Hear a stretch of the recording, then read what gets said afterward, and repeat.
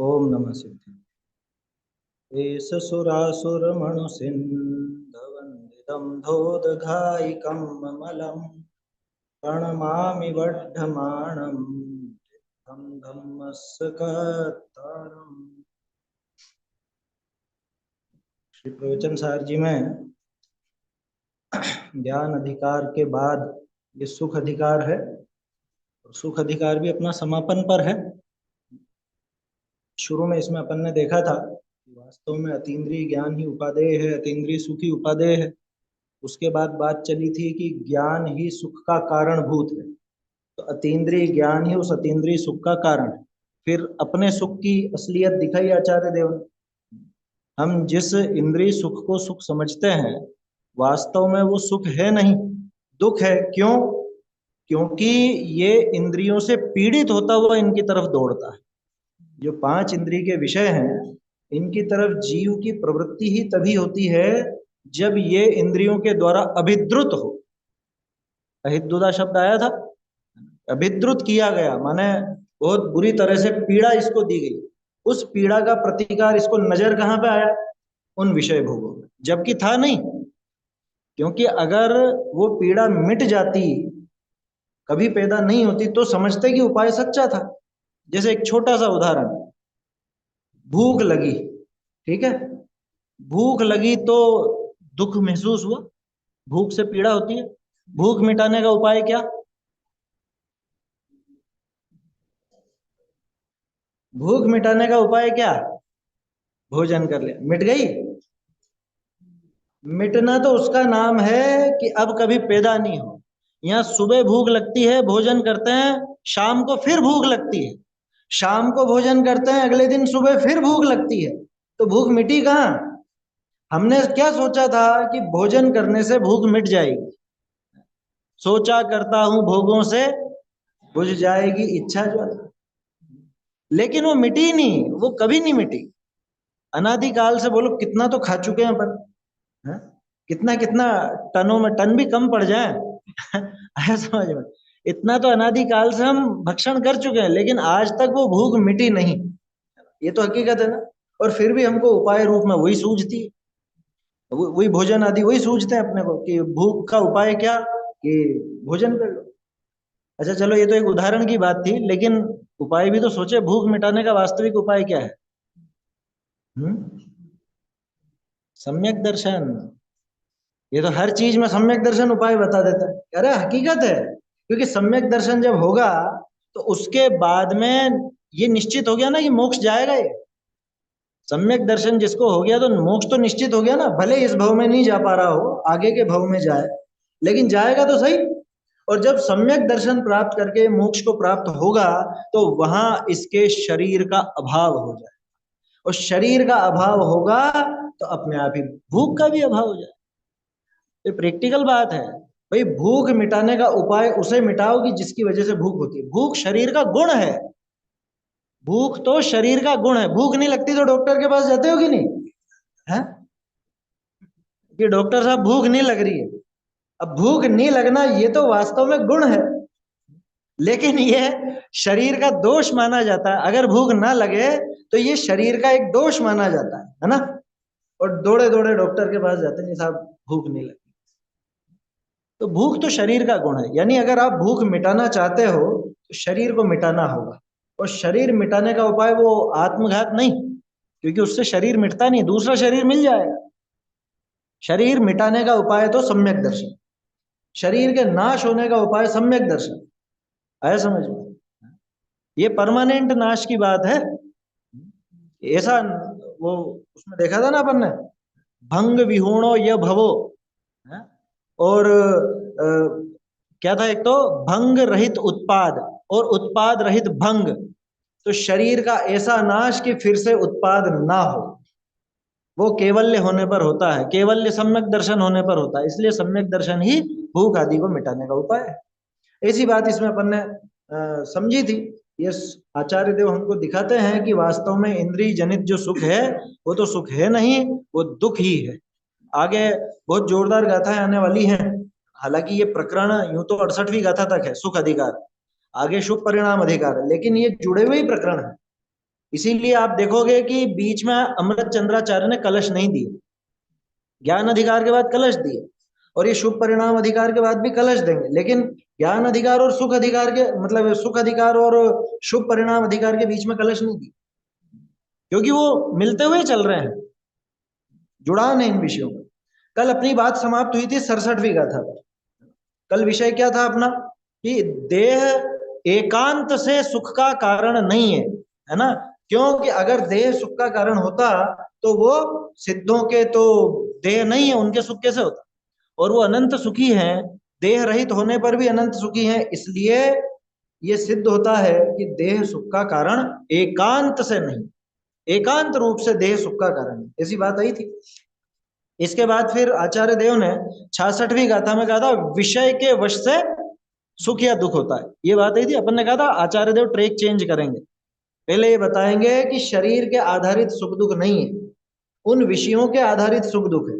फिर अब 67वीं गाथा जो कल अपन ने पढ़ ली थी, उसमें ये बात आई कि वो विषयों के आधार पर भी सुख दुख नहीं, क्यों, कि जैसे जिसकी दृष्टि तिमिर हर हो, गाथा बोल लेते हैं एक बार अपन ताकि वो विषय रिपीट हो जाए। तिमिर हरा जय दिट्ठी जनसदीवेण नत्थिकायवम् तह सौखम सयमादा विषया किम तत्थ कुर्वन्ति।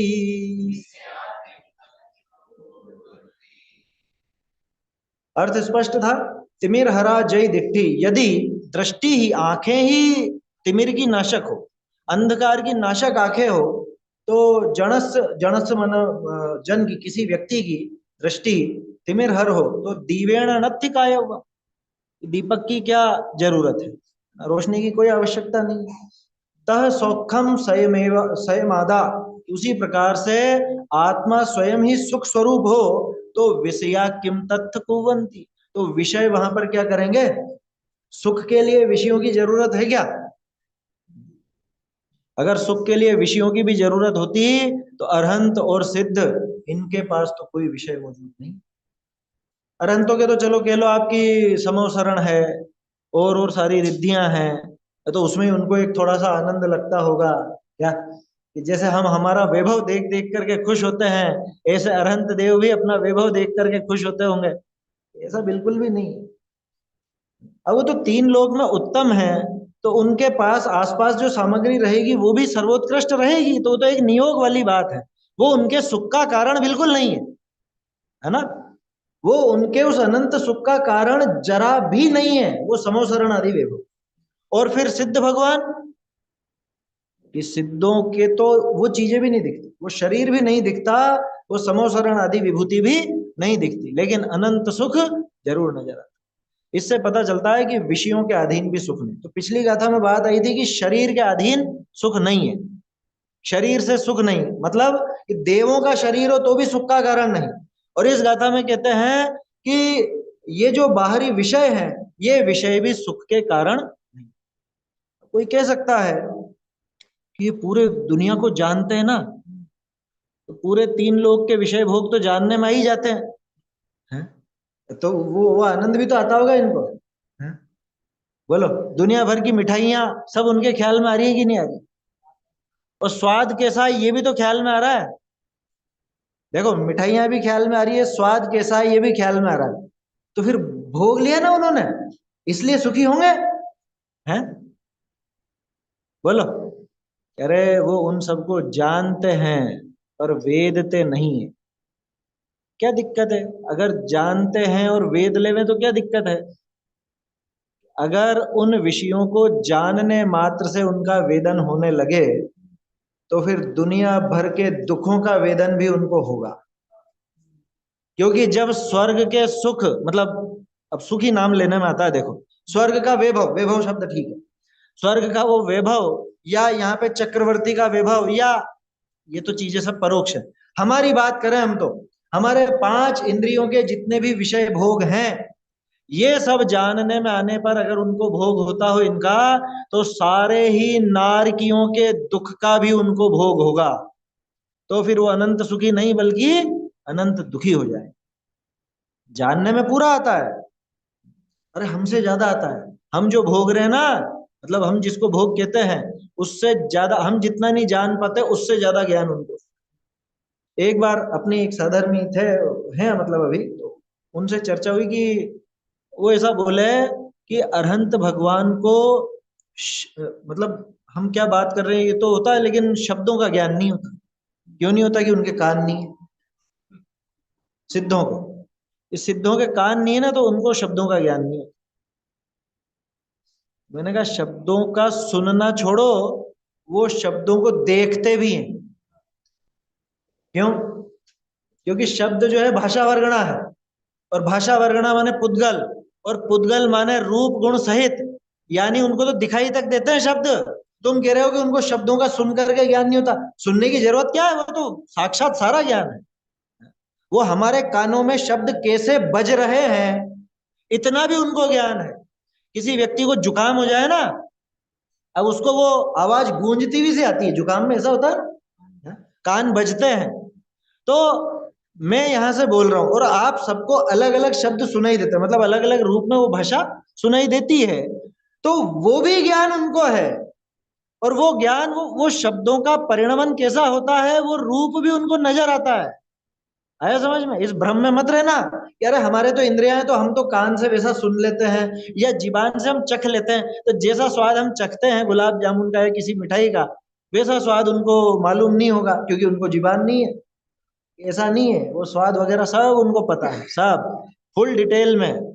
हम तो चबा करके और निगल जाते हैं, तो ज्यादा वो मालूम पड़ता नहीं है किस अंश में कितना स्वाद था। क्या गुलाब जामुन में इलायची डाली क्या?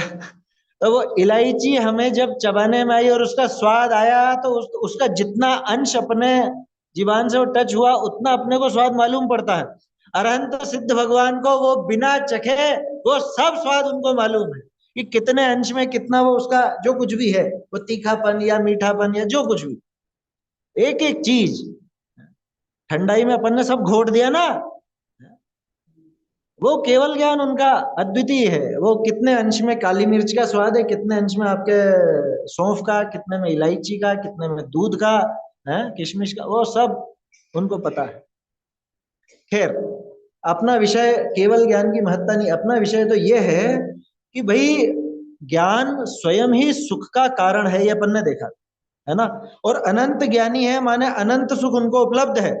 अनंत ज्ञान वालों को अनंत सुख जब स्वयं अपने आप ही उपलब्ध है, तो उनको अन्य विषयों की कोई आवश्यकता नहीं है। ये 67वीं गाथा ये बता, है ना। और टीका सरल है इसकी, उल्लू आदि का उदाहरण है निशाचरों का। निशाचर कौन है? सब पहले ही समझ जाते हो मेरे कहने से, है? निशाचर कौन है? कि रात में जगने वाले। देखो, कोई ऐसा नहीं है, किसी के ऊपर ऐसी बात नहीं है। बात तो यह है कि रात में जग करके करते क्या हो। रात में जगकर अगर तत्व विचार करते हो तो श्रेष्ठ है। मुनिराज भी रात में जगते, लेकिन मुनिराज निशाचर नहीं, वो रात्रि में चरण नहीं करते, गमन नहीं करते, बोलते नहीं, विषयों में नहीं प्रवर्तते। हमारी आदत कैसी है कि रात को 11-12 बजे के पहले तो सोएंगे नहीं, है? हाँ, स्वाध्याय चल रही है तो बात अलग है, ध्यान रखना। लेकिन ऐसे बहुत कम जीव हैं जो रात को 11-12 बजे तक स्वाध्याय, तत्व चर्चा, चिंतन मनन करते हो। अधिकांश तो विषय भोगों की ही चर्चा होती है। ये नींद नहीं आ रही, चलो घूम फिर करके आए, घूमने निकलेंगे, रात को घूमने निकलेंगे। अरे रात को चमगादड़ें घूमती हैं। आया समझ में? तुम रात को घूमते क्यों? रात को करने लायक अगर कोई काम है, अगर सो नहीं रहे हो तो ये पढ़ो, जिनवाणी पढ़ो, जिनवाणी का अभ्यास करो। नींद भी एक दोष है। नींद अगर कम हो गई है तो ये तो एक वरदान मिल गया। क्या वरदान मिला है? तो अतिरिक्त समय आपको मिल रहा है, तो आप अभ्यास करो। और अगर नींद आती हो तो टाइम से सो, टाइम से जागो, जल्दी उठना। ये प्रैक्टिकल बात बता रहा हूं मैं आपको, शरीर विज्ञान की तरफ से भी। जितना दिमाग आपका सुबह सुबह काम करेगा, उतना रात को नहीं करेगा। लोग बोलते हैं हम रात को ज्यादा जग लेंगे, कि रात को दिमाग वैसा काम करता ही नहीं, दिन भर का थका हुआ दिमाग है। और नींद के बाद जो फ्रेश होकर के आप उठते हो, सुबह जल्दी उठोगे, तो उस समय दिमाग विशेष काम करेगा, विशेष बात समझ में आएगी। तो प्रयास तो यही करो, जल्दी सोना जल्दी उठना। नहीं ये मना करता है अरे भाई, शरीर के हिसाब से भी रात को ज्यादा देर तक जगना अच्छी चीज नहीं है। वैसे भी आप देख लेना, आपको अगर अंधेरे में पढ़ने का मन हो तो सुबह 4 बजे भी अंधेरा है वो पढ़ो ना। 12 बजे जो आप पढ़ोगे वो याद नहीं रहने वाला, ये हकीकत है, प्रैक्टिकल बात है, मैंने करके देखा है, नहीं याद रहने वाला। सुबह उठ के पढ़ोगे वो याद रह जाएगा, भले दोनों चीजें अंधेरे की है, लेकिन एक फ्रेश माइंड की है और एक थके हुए माइंड दिमाग की। खैर वो तो तिमिर हर की वजह से, निशाचर की वजह से वो बात आ गई करने में। अब क्या करो, देखो कुछ एक बातें हैं थोड़ी सामान्य सदाचार की भी आवे, तो वो अ, असर पड़ता है जीवन पर, इसलिए वो बात ले लेते हैं, विषय तो अलग था। तो जैसे निशाचर, निशाचरों की विशेषता होती है कि उनकी आंखें स्वयमेव अंधकार में देखने में समर्थ होती। उल्लू को दिन की रोशनी में नजर नहीं आएगा, उसको रात में ही नजर आएगा, और ऐसा नजर आएगा जैसा अपने को दिन में नजर नहीं आता। बिल्ली को, उल्लू को, है, इनको रात में विशेष नजर आता। तो बोलो उनके लिए दिए की जरूरत है? हमें जरूरत है, हम लाइटें जलाते रहते, हम रात को लाइट जला, अरे दिन में लाइट जलानी पड़ती है, हमारी आंखें इतनी कमजोर है? आया समझ में? तो जिसकी आंखें अच्छी हों, जो अंधेरे में भी देख सकता हो, उसको दीपक की आवश्यकता नहीं होती। ऐसे ही जो स्वभाव से ही सुख स्वरूप हो, जो स्वभाव से ही सुखरूप आचरण कर सकता हो, सुखरूप परिणमित हो सकता हो, उसको उन 5 इंद्रियों के विषयों की, 5 इंद्रियों की, इनकी किसी की आवश्यकता ना। तो इंद्रियों के विषय चाहिए उसे, ना इंद्रियां चाहिए। आया समझ में? ऐसा है। तो ऐसी बात यहां पर थी। टीका और भावार्थ सरल है ना? हाँ, टीका में नीचे की लाइन एक खास है, इसी प्रकार यद्यपि अज्ञानी विषय सुख के साधन हैं, ऐसी बुद्धि के द्वारा, वास्तव में नहीं है, उस अज्ञानी की बुद्धि, अज्ञानी की बुद्धि कैसी की विषय सुख के साधन है, ऐसी बुद्धि के द्वारा व्यर्थ ही विषयों का अध्यास करते हैं, व्यर्थ ही व्यर्थ, सारा का सारा जीवन व्यर्थ में गंवा देते हैं विषयों के अभ्यास में। तत् अध्यास यानी आश्रय। तथापि संसार में या मुक्ति में स्वयमेव सुखरूप परिणमित इस आत्मा का विषय क्या कर सकते हैं? क्या कर सकते हैं माने क्या बिगाड़ कर सकते हैं ऐसा? अरे बिगाड़ने, सहायता भी नहीं कर सकते। अरहंत देव को या सिद्ध भगवान को जानने के लिए उन विषयों की भी आवश्यकता नहीं है। अरे वो विषय नहीं हो तो भी वो जानेंगे, ऐसा कैसे नहीं हो तो भी जानेंगे? हमारे ज्ञान में हो ना तो भी जानेंगे। कल गधे का सींग देखा था ना, अब दुनिया में तो गधे का सींग नहीं है, हमारे ज्ञान में है, तो केवल ज्ञानी हमारे ज्ञान को भी जानते हैं, तो वो उसको भी जानेंगे। क्या? जो ज्ञानात्मक पदार्थ या शब्दात्मक पदार्थ हो, अर्थात्मक भले ना हो, लेकिन उस पदार्थ को भी केवल ज्ञानी जानते। अनंत काल पहले उन्होंने जान लिया था कि ये सब लोग बैठ करके गधे के सींग की कल्पना करेंगे क्या? समझ में? अनंत काल पहले जान लिया उन्होंने ये, अभी भी जान रहा है, आगे भी जाने, वर्तमान वक्त। चलिए आगे बढ़ते हैं। अब आत्मा का सुख स्वभावत्व दृष्टांत देकर दृढ़ करते हैं। अब दृष्टांत के द्वारा यहाँ पे सुख स्वभावपना दृढ़ कर रहे हैं, यानी आत्मा स्वयमेव ही ऐसा है। कैसा है? 68वीं गाथा। स्वयमेव जहादिच्छो तेजो उन्नो यदेव दानभसी सिद्धो वितहाणाणम् सुहम च लोके तहा देवो।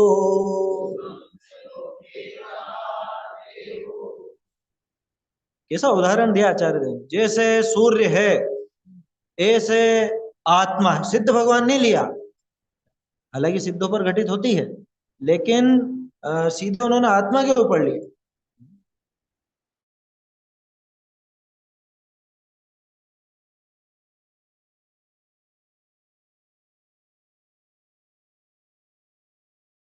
स्वयमेव ही, जैसे आदित्य यानी कि सूर्य है, वो कैसा है? स्वयमेव तेजो, तेजवान है। सूरज को गर्म करने के लिए कितने वो लगे होंगे, क्या बोलते हो आप, कितने गैस सिलेंडर लगे होंगे, या कितनी वहां पे चूल्हे जलाए गए होंगे, तब जाके सूरज में अग्नि आई होगी। बहुत से लोग ऐसा वो कुछ बनाते हैं ना, तो उसमें भट्टी को गर्म करना पड़ता है।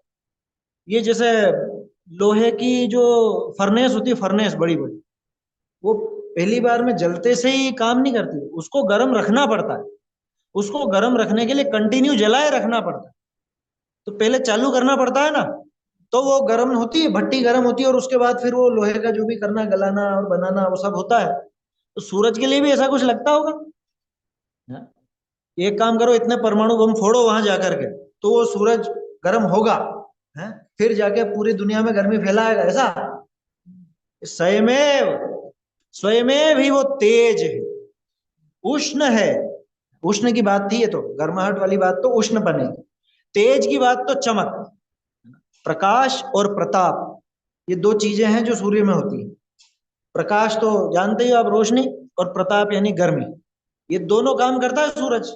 तो प्रकाश किसी से उधार लिया हुआ है उसका, कि इतनी इतनी उसमें वो रोशनी देनी पड़ेगी, इतना वो इतने वोट के बल्ब वहां लगाने पड़ेंगे तो जाकर के उसमें से कुछ प्रकाश निकलेगा, ऐसा है? ऐसा नहीं। स्वयमेव ही, स्वयमेव ही तेज रूप है, स्वयमेव ही उष्ण रूप है। ठीक है। अब तीसरी बात, यह देवदा नभसी, नभसी यानी आकाश में, नभ में, वो देवता है। ये सूर्य देव है। हाँ, देव गति नाम कर्म का उदय है ना, इसलिए वो देवता है। आया समझ में? ये जान करके आचार्य देव ने यहाँ पे देवता शब्द डाला, ताकि जो भी कल्पनाएं लोगों के दिमाग में चलती हो उसका निराकरण हो सके। देवता कौन? कि जिसके देव गति नाम कर्म का उदय है ना। और है वो सूर्य विमान है ना। सूर्य तो ये जो दिखता है ये तो विमान है, ये देव नहीं है, ये तो उसका विमान है।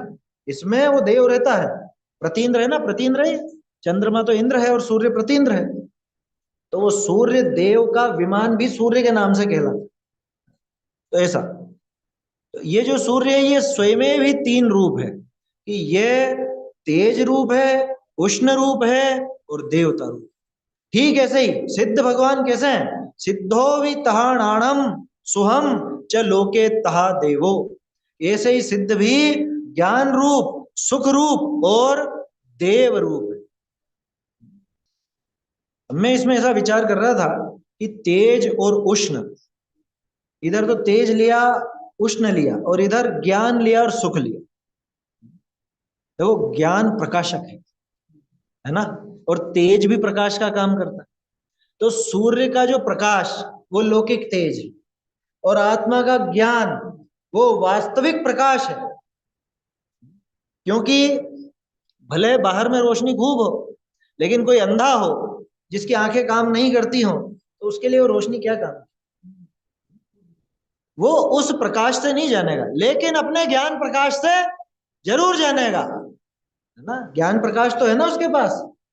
बहुत से होते हैं वो जन्म से, हमारे यहाँ पे एक अम्मा जी थी, वो जन्म से अंधी थी, वो सुई में धागा पिरो लेती बचपन से ही। वो रोटी बना लेती, 5-7 बच्चे हुए उनके, सबको उन्होंने पाल पोस के बड़ा किया, सब किया। मतलब आखिर में वो जानती कि किस जगह किसका कमरा है, क्या है, आवाज सुन के पहचान जाती। किससे, कौन सा प्रकाश था? आंखों में तो कोई प्रकाश था ही नहीं, बाहर के प्रकाश उनका काम करता नहीं। ज्ञान प्रकाश, ज्ञान है वो पूरे लोकालोक को प्रकाशित करता है। आया समझ में? तो ज्ञान वो तेज है, सुख वो उष्णता। उष्णता एक ऊष्मा रहती है ना, हल्की सी गर्माहट रहती है, तो उसमें थोड़ा आराम लगता है। सर्दी के मौसम में रजाई में, कंबल में उड़ के अच्छा लग रहा है, अच्छा लग रहा है, आनंद आता है, निकलने की इच्छा नहीं होती। बोलो, किसी से अपन मिलते हैं और बहुत प्रेम से मिलता है वो, तो क्या बोलते हैं? बहुत गर्म जोशी से मिले, गर्म जोशी से मिले, ऐसा बोलते हैं। हार्ट वार्मिंग इंग्लिश में ऐसा कहा जाता है। तो वार्म शब्द लिया किसके लिए? सुख के लिए। उष्णता सुख के लिए। आया समझ में? बाहर की उष्णता से सुख का लेना देना नहीं है, ध्यान रखना। ये तो एक अपन तुलना कर रहे हैं कि आचार्य देव ने 3 विशेषण लिए, है ना। तो 3 विशेषण, इनके लिए उनमें क्या समानता है ये अपन देख रहे हैं। तो जैसे वो सूर्य स्वयमेव तेज रूप है, ऐसे ये सिद्ध भगवान स्वयमेव ज्ञान रूप है। तो तेज और ज्ञान की एक तुलना बैठती है। जैसे वो सूर्य स्वयमेव उष्ण रूप है, ऐसे ये ज्ञान, ये सिद्ध भगवान स्वयं उस सुख रूप है। और जैसे वो सूर्य देवगति नाम कर्म के कारण देव रूप है, देव है, ऐसे ये सिद्ध भगवान स्वयं जगत पूज्य होने से देव है। इनके देवपने में देवगति नाम कर्म नहीं, इनके तो जगत पूज्यता, तीन लोक में सबसे उत्तम है ना, ऐसे ये सिद्ध भगवान है। गजब की बात है। तो ये तो एक तरह से यहाँ पे उपसंहार जैसा किया आचार्य देव ने, भैया तुम जिस सुख की बात करते हो वो सुख तो स्वाभाविक रूप से सिद्धों के पास, सिद्धों का नाम लिया लेकिन घटित करना आत्मा है। समझ कि आत्मा ही ज्ञान रूप है, आत्मा ही सुख रूप है, और आत्मा ही देवों का देव है। मोक्ष पाउड़ में कौन सी 102 है 103 है, कौन सी थी वो? अरहंत सिद्धाचार्य पाठक साधु है परमेश टिपण, सब आत्मा की अवस्था है, आत्मा ही है। शायद 103 होगी, शायद भूल रहा हूं मैं संख्या। तो वो बताया ना वहां पे, वो किसको नमस्कार करते हैं? अरहंत सिद्ध ये किसके आगे झुकते हैं? वो मेरे आगे झुकते हैं। मेरे आगे मतलब अरे शुद्ध आत्म स्वरूप है, तू ही देव नो देव, ऐसा आता है ना। तीन लोग का कौन है सबसे बड़ा देव, कौन है? मैं। योग सार परमात्मा प्रकाश कितना लिखा है कि आत्मा ही, कौन सी गाथा है, कहां गया? आत्मा ही देव है, कौन सी गाथा है? आत्मा ही देवों का देव है, सब आत्मा को ही नमस्कार करते हैं। वो तो उसकी हो गई मोक्ष पाउड़ की, योग सार में है ना ऐसी, कौन सी है? अच्छा योग सार में भी है ये, देखो इसको पूरा याद है योग सार मुझे याद नहीं है इसलिए इससे पूछ लेता हूँ क्या। देखो तो वो हमारी बात है। सिद्ध माने कौन? सिद्ध माने मैं, क्योंकि सिद्ध का जो स्वरूप है सिद्ध जैसे जीव त्यों भवलीन संसारी वही, ये तो नियम सार जी में। जैसा सिद्ध भगवान है वैसे के वैसे ही हम हैं। जैसो शिव खेत बसे तैसो ब्रह्म यहां लसे, यहां वहां भेद नहीं देखिए विचार, बनारसी दास जी ने लिखी। यहां और वहां क्या अंतर है? कोई अंतर नहीं। जो सिद्धों का स्वरूप पर्याय में झलकता है वो मेरा स्वरूप मौजूद है। मेरी पर्याय में थोड़ा वो अंतर दिखता है। अंतर पर्याय में क्यों दिखता है? क्योंकि मैंने उस स्वरूप को पकड़ा नहीं, मैंने उस स्वरूप को देखा नहीं, उन्होंने वो स्वरूप देख लिया, ऐसा। तो ऐसी बात है यहाँ पर। देखिए यहाँ पे टीका के अंदर जो ऊपर उदाहरण है उसको तो छोड़ते हैं अपन, आप तो यहाँ देखो, इसी प्रकार लोक में अन्य कारण की अपेक्षा रखे। विशेष बात क्या थी कि वो जो सूर्य है ना, सूर्य को उष्ण होने के लिए, तेज रूप होने के लिए, देवता होने के लिए किसी की अपेक्षा है क्या? नहीं है। उसी प्रकार लोक में अन्य कारण की अपेक्षा रखे बिना ही भगवान आत्मा, सिद्ध नहीं लिया टीका में उन्होंने, भगवान आत्मा पर घटित किया। भगवान आत्मा भी संस्कृत में भी ऐसा ही, स्वयमेव ही स्वपर को प्रकाशित करने में समर्थ, निर्वितथ सच्ची अनंत शक्ति युक्त, सहज संवेदन के साथ तादात्म्य होने से ज्ञान है। क्या लिखा? सहज संवेदन के साथ तादात्म्य होने से ज्ञान है। छठी गाथा में आता है ना, आत्मा शुद्ध है पर किसको? अनुभूति में आता हुआ शुद्ध कहा जाता है। अनुभूय मानत्वेन शुद्ध इति अभिलप्यते, अनुभव करे उसके लिए शुद्ध है, अनुभव नहीं करे और शुद्ध शुद्ध शुद्ध करता रहे उसके लिए नहीं शुद्ध। आचार्य देव के कह देंगे जा तू तो अशुद्ध ही है, तू नहीं है शुद्ध। तूने देखा क्या शुद्धता को? क्या देख करके शुद्ध बोलता है? शुद्धता को देखे तो तेरा शुद्ध कहना वाजिब है। अगर शुद्धता का ज्ञान ही नहीं हो, शुद्धता कैसी है, कहाँ है, क्या है, इसका ज्ञान नहीं, और शुद्ध शुद्ध शुद्ध करके निश्चयाभासी हो जाता है। उस शुद्धता को पहचानना। क्या कहा? आत्मा स्वयमेव स्वपर को प्रकाशित करने में समर्थ, निर्वितथ मन सच्ची अनंत शक्ति युक्त सहज संवेदन के साथ तादात्म्य होने से ज्ञान है। आत्म तृप्ति से उत्पन्न होने वाली जो परिनिवृत्ति है, क्या लिखा? परिनिर्वृत्ति, निवृत्ति नहीं है ये, परिनिर्वृत्ति, निर्वृत्ति से ही बना निर्वाण, है ना। निवृत्ति अलग चीज है, निर्वृत्ति अलग चीज है, ध्यान रखना। निवृत्ति तो कि निपट गए, ये निर्वाण निर्वृत्ति। कैसे निर्वृत्ति? कि आत्म तृप्ति से पैदा हुआ। गजब की बात है। सिद्धों का अनंत सुख किससे पैदा हुआ?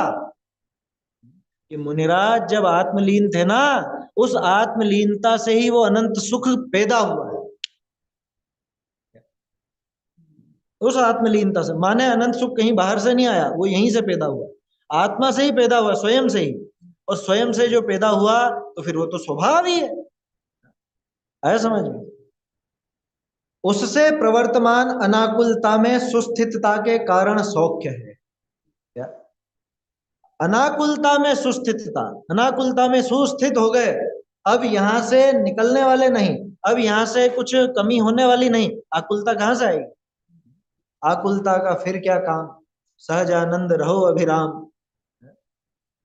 और जिन्हें आत्म तत्व की उपलब्धि निकट है, ऐसे बुद्ध जनों के मन रूपी शिला स्तंभ में जिनकी अतिशय द्युति स्तुति उत्कीर्ण है। क्या शब्द लिखे, कैसा शिला स्तंभ? अभी हम वहां गए थे ना मांगी तुंगी जी, वो ऊपर जो है, वो जो खड़ा खड़ा दिखता है, उसी के अंदर उत्कीर्ण है सब कुछ, सब कुछ उसमें ही बना हुआ। दूर से कैसा पेन पेंसिल जैसा नजर आता है, और पास जाके देखो, ऊपर जाके, तो वो इतना बड़ा कि उसके अंदर सब उत्कीर्ण है। ऐसे ही क्या, जिनकी अतिशय द्युति स्तुति उत्कीर्ण है, ऐसा शिला स्तंभ। कौन है वो शिला स्तंभ? मन। जिनका मन शिला स्तंभ है, ऐसे कौन? ऐसे बुद्धजन। वो बुद्धजन कैसे हैं? कि जिनको आत्म तत्व की उपलब्धि निकट है। मैं उल्टा क्यों पढ़ रहा हूं? ये पद्धति है इसको समझने की। आपको ये वाक्य कठिन लगता है ना, रिवर्स चला करो, रिवर्स चलोगे तो एक एक लाइन से वो समझ में आएगा। ऐसा दिव्य आत्म स्वरूपवान होने से देव है। क्या? दिव्य आत्म स्वरूपवान होने से देव है। वो देव कैसा है? कि उसकी स्तुति किसी के मन में उत्कीर्ण है। किसके मन में उत्कीर्ण है? बुद्ध जनों के मन में उत्कीर्ण है। बुद्धजन कौन है? कि जिन्हें आत्म तत्व की उपलब्धि निकट है। अब समझ में आ गया पूरा? ऐसे बुद्धजन, बुद्धजन जी अपने कवि भी थे ना। आज वो बोल रहे थे ना, पूजा, सिद्धों की पूजा बोली थी ना भाई साहब ने, जिसमें दयानंद राय जी के भी लिए हैं वो पद पूरा, वो पूरी पूजा तो दयानंद राय जी की है। उसमें आखिर में जो 2 लाइनें हैं, जो आपने बाल बोध पाठमाला भाग 3 में भी पढ़ी, कौन सी? शायिक दर्शन ज्ञान, अगुरु लघु अवगाहना, सूक्ष्म वीरजवान, निराबाध गुण सिद्ध के। ये किसकी पंक्तियां हैं? ये दयानंद राय जी की नहीं है। मैं ये एकदम से ध्यान आएगी बात तो बता देता हूँ। दयानंद राय जी ने बुद्धजन जी की, बुद्धजन जी ने एक इष्ट 36 नाम की रचना लिखी है। 36 छंद है उसमें, इसलिए नाम है इष्ट 36।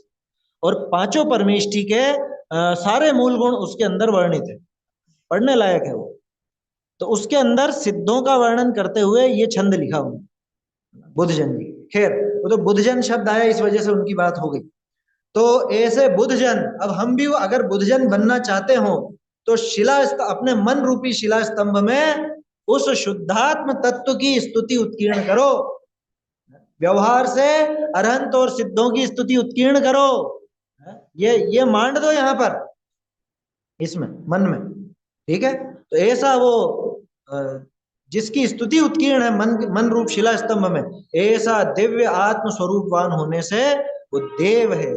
इसलिए इस आत्मा को सुख साधना भास विषयों से बस हो, सुख साधन के आभास रूप विषयों से बस हो। अब ये जो ब्रैकेट में, ये सुख साधनाभास शब्द का खुलासा, जो सुख के साधन नहीं है परंतु सुख के साधन होने का आभास मात्र जिनमें होता है, ऐसे विषयों से बस हो। लगता तो है कि इनसे सुख मिलेगा, लेकिन मिलता नहीं। परिणाम निकलता है, लेकिन मैंने सोचा तो था कि इनसे सुख मिल जाएगा, लेकिन मिला नहीं, बल्कि उल्टा और वो अग्नि भड़कती रही। ऐसा, तो इससे बस हो। इस प्रकार आनंद अधिकार यहाँ पूर्ण हुआ। ये सुख अधिकार यहाँ पूर्ण होता है। यहाँ जय सेनाचार्य ने पूर्ण नहीं, जय सेनाचार्य ने इसके बाद में 2 अतिरिक्त गाथाएं दी। क्या? उसमें मुझे वो दोनों गाथाएं नहीं लेनी, लेकिन एक विशेष बात उसके अंदर आई है जो बतानी है। उसमें एक अतिरिक्त गाथा ली है, देखना ये 69 के पहले उसमें दिया होगा, जैसे नचारी की निकालो। संस्कृत होगी, हिंदी नहीं होगी, मैं आपको हिंदी पढ़ के बता दूंगा। हाँ, एक तो ये है अरहंत देव की गाथा, एक साथ बोल लेते हैं एक बार। तेजो दिट्ठीणाणम इट्ठी सौखम तहेव ईसरियम तिहुवण पहाड़ दय्यम माहप्पम जस्स सो अरिहो। ये तीसरी गाथा में तो क्या है, मतलब ये अतिरिक्त तीसरी गाथा है। अभी तक जो गाथाएं चली ना, माने यूं समझ लीजिए कि यहाँ 68 गाथाएं हुई किसमें, अमृत चंद्राचार्य में। जय सेनाचार्य में यहाँ पर 71वीं गाथा है। ठीक है, तो उस इसमें अरहंत देव का स्वरूप दिखा। गाथा बिल्कुल सीधी आसानी से समझ में आ रही होगी आपको। तेजो दिट्ठी, तेज तो अतुल्य तेज बताया शरीर का, दिट्ठी यानी वो केवल दर्शन, नाणम केवल ज्ञान, इड्डी वो रिद्धियां, है ना, सौखम अनंत सुख, तहेव ईश्वरियम ईश्वरपना, तिहुवण पहाड़ दय्यम, त्रिभुवन में तीनों लोक में प्रधान था। तीन लोक में उत्तम है ना, चत्तारी लोग उत्तमा, अरहंता लोग उत्तमा, तो अरहंत भगवान तीन लोक में सर्वश्रेष्ठ। तिहुवण पहाड़ दय्यम महाप्पम जस सो अरि, जिसके ऐसा महात्म्य है वो अरहंत देव है। मुझे इसमें एक विशेष बात बतानी है। अपन अरहंत और सिद्धों के सुख में क्या अंतर लेते हैं? अरहंतों का सुख अनंत सुख, सिद्धों का सुख। जय सेनाचार्य देव अरहंत देव के भी अव्याबाद अनंत सुख दिखा। मैं इसलिए यहाँ पे ये बात कर, ये कहीं और एकाएक पढ़ने को नहीं मिलेगा। अधिकांश अपन ये बात करते हैं, और 2-4 दिन पहले मैंने आपसे कहा भी था कि उसमें अंतर मत डालो, अंतर मत डालो। जैसे नाचार्य स्पष्ट कह रहे हैं, देखो टीका यहाँ पे आप संस्कृत देखिए, मैं हिंदी में आपको बोलता हूँ इसका। अब इस समय श्री कुंदकुंदाचार्य देव पूर्व कथित लक्षण वाले अनंत सुख के आधारभूत सर्वज्ञ भगवान को वस्तु स्वरूप के स्तवन रूप से नमस्कार कर। तेज अर्थात प्रभामंडल, तीन लोक तीन काल वर्ती समस्त वस्तुओं के सामान्य अस्तित्व को एक साथ ग्रहण करने वाला केवल दर्शन, उसी तरह समस्त वस्तुओं के विशेष अस्तित्व को एक साथ ग्रहण करने वाला केवल ज्ञान, रिद्धि शब्द से समवसरण आदि लक्षण रूप विभूति, सुख शब्द से अव्याबाध अनंत सुख, संस्कृत में दिख रहा होगा, सुख शब्देन अव्याबाध अनंत सुखम। जय सेनाचार्य ने यहां लिखा है, दिखा है संस्कृत में, है ना? सुख क्या लिखा, सुख शब्देन अव्याबाध अनंत सुखम, समझ में आता है ना? इसलिए अब कभी ऐसे झगड़े में नहीं पड़ना कि नहीं नहीं अरहंतों के तो अनंत सुख ही है, सिद्धों के है अव्याबाद सुख। अरे भैया, अरहंतों के भी कहने में आपत्ति नहीं है ना, कोई दिक्कत नहीं है। वहां पे तो अव्याबाद पनापन वो वेदनी के अभाव में बताते हैं, ठीक है, वो बात भी, वो एक अपेक्षा है, लेकिन ऐसा पीछे नहीं पड़ना कि अनंत सुख है अव्याबाद नहीं है। अरे किस बात की बाधा है उनको बताओ कि वेदनी है ना। अरे तो वेदनी क्या कर रहा है वहां पे? वेदनी उनके अनंत सुख को कुछ घटा रहा है क्या? बस तो फिर इसलिए झगड़ा नहीं करना, तो एक सामान्य रूप से कह दिया वहां पे कि हाँ ठीक है, अव्याबाद बाधक तो वेदनी के अभाव में आ गया, लेकिन इनके सुख में भी अव्याबाद बना। हाँ, अव्याबाधत्व नाम का एक गुण जो है वो भले सिद्धों के कहो आप, वो वेदनी के अभाव रूप जो प्रकट होता है, वो भले अरहंतों के मत कहो, वो सिद्धों के, लेकिन सुख में अव्याबाद पना पड़ा है क्या? एक तो सुख में अव्याबाध पना, दूसरा अव्याबाधत्व नाम का गुण। तो सिद्धों के अव्याबाधत्व नाम का गुण है ऐसा कहने में आपत्ति नहीं, लेकिन अरहंतों के अव्याबाध अनंत सुख नहीं है ऐसा मत कहो, ठीक है ना? तो ये जय सेनाचार्य की एक विशेष बात थी, इसे बताने के लिए अपन ने गाथा ली थी। अगली गाथा भी जय सेनाचार्य की पढ़ लेते हैं अपन, सिद्धों का वर्णन उसके अंदर है। मतलब दो अतिरिक्त गाथाएं ली, एक में अरहंतों को नमस्कार किया, एक में सिद्धों को नमस्कार किया। तम गुण दो अधिक दरम अविच्छिदम मणुव देव पदि भावम अपुण भावनि बद्धम प्रणमामि पुणो पुणो सिद्धम। क्या कह रहे हैं कि उन गुणों से परिपूर्ण, उन गुणों से परिपूर्ण मनुष्य व देवों के स्वामी पने से, एक सेकंड, यहाँ सहित आना चाहिए, ये रहित छप गया, इसमें कोई दिक्कत नहीं। उन गुणों से परिपूर्ण मनुष्य व देवों के स्वामी पने से रहित सहित अपुनर्भव, अपुनर्भाव आया, अपुनर्भाव निबद्धम, अब वापस से पुनर्भव नहीं होने वाला, वापस से भव धारण नहीं करने वाले, ऐसे पुनो पुनो सिद्धम प्रणमामि, ऐसे पुनः पुनः मैं सिद्धों को नमस्कार करता हूँ, है ना। कैसे है वो, तम गुण दो अधिकतरम, कि जिनके गुण अधिकतर को यानी अधिक पने को प्राप्त हो, है ना, पूर्ण गुण विकसित हो गए, अविच्छिदम, विच्छेद नहीं होता, और मणु देव पदिभावम, मनुष्य और देवों के पति रूप, यानी मनुष्य और देवों के स्वामी हो गए। ठीक है, तो ऐसा ये यहाँ पर इसमें वर्णन आया है। देखो मैं पढ़ देता हूँ हिंदी में सिर्फ इसको। नमस्कार करता हूँ बार बार, किसको बार बार नमस्कार करता हूँ, इन उन सिद्ध भगवान को जो परमागम में प्रसिद्ध हैं, उनको नमस्कार करता हूँ। कैसे हैं वे सिद्ध भगवान, कि अव्याबाध अनंत सुख आदि गुणों से अति अधिकता से जो सम्यक अधिक गुण वाले हैं।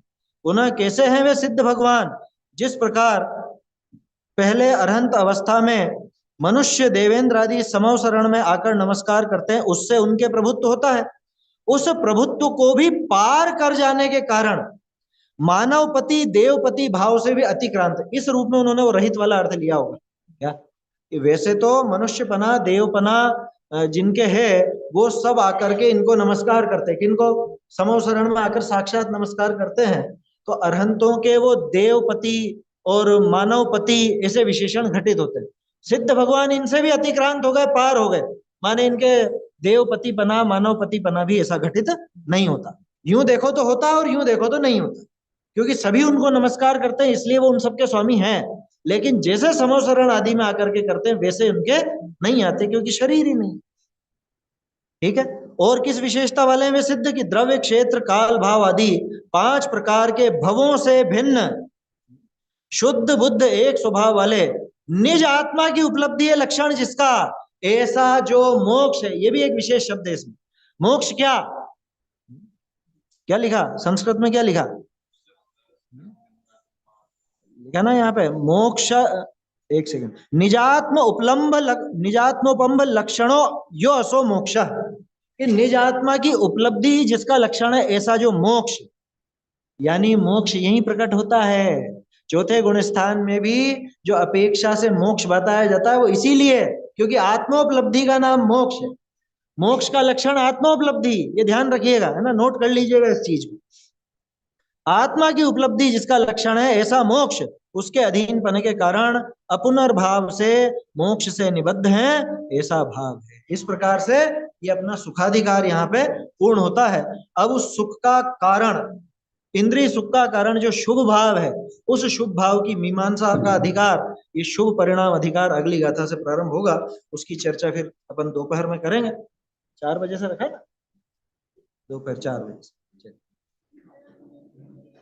तुम्हें बताई यह अनंत उपकार है, उसके लिए जिन वाणी